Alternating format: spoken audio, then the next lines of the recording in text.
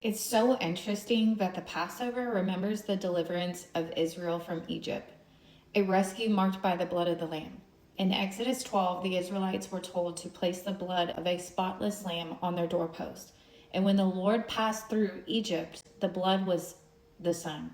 Death passed over them. Their freedom began with a lamb. For generations, Israel remembered that night. But when Jesus sat down with his 12 disciples in Matthew 26, something is so striking. There is bread, there is a cup, but there is no mention of a lamb being served. Why? Because the lamb was sitting at the table with them. When John first saw Jesus, he declared in John 1:29, "Behold the Lamb of God who takes away the sin of the world."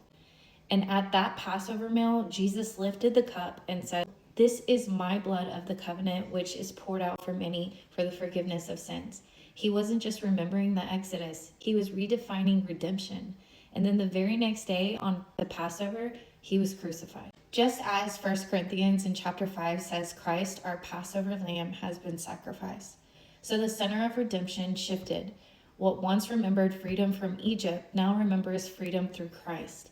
The meal was no longer centered on a lamb on a plate, but the lamb who would soon hang on a cross.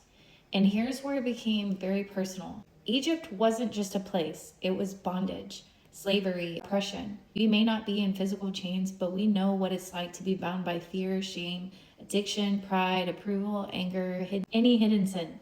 The Israelites had to apply the blood to their doorposts. We have to apply the blood to our hearts. It's one thing to admire the Lamb, it's another to trust him.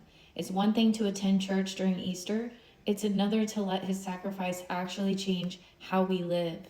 Passover wasn't just about remembering rescue, it was about walking out of slavery. The cross is the same. The Lamb has been sacrificed. So the question is, have you walked out of Egypt?